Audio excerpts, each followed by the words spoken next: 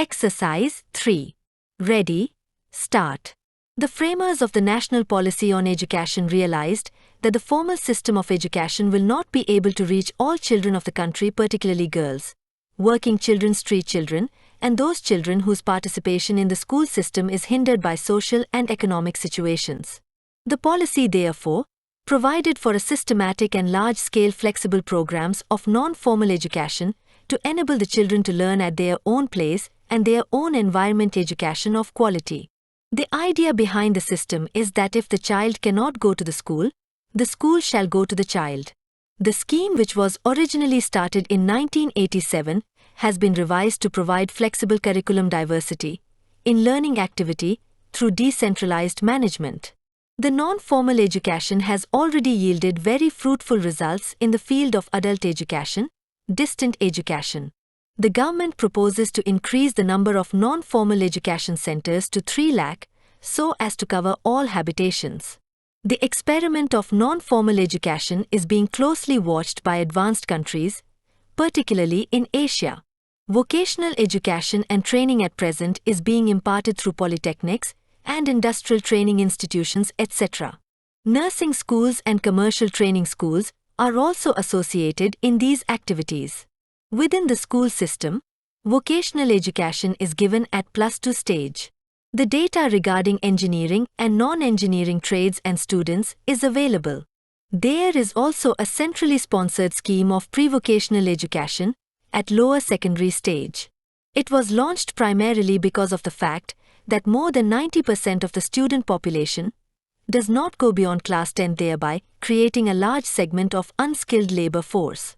Under this scheme, training is imparted in simple marketable skills to students of class 9 and 10 so that the students may develop interests and aptitudes for vocational course at higher secondary level. A Central Institute for Vocational Education has been set up to provide technical and academic support to the program. Linkages are being sought with the industry, vocational and technical institutions so that no trainee remains unemployed after training. These measures will ensure speedy progress in providing technical education to the needy people.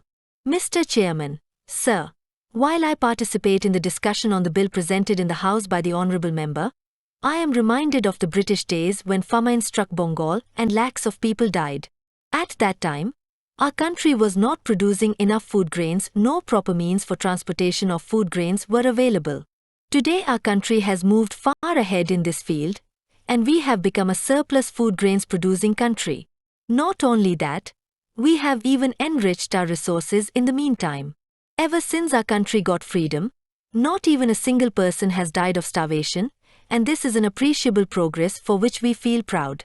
The object of the present bill is to make all the essential articles easily available to the people, even in the small villages, so that they are relieved of their difficulties.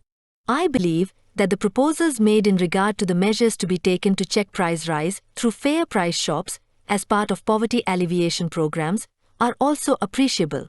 More fair price shops have been opened.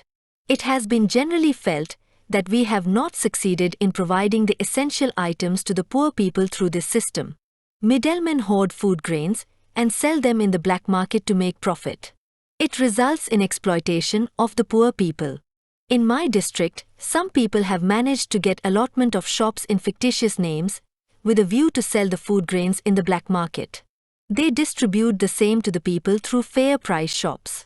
This has caused a lot of trouble to the people, to those belonging to the weaker sections and poor farmers.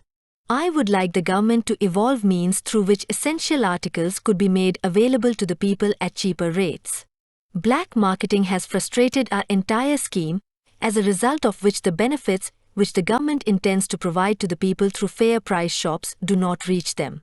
Fair price shop holders have not been able to get the due margin they deserve.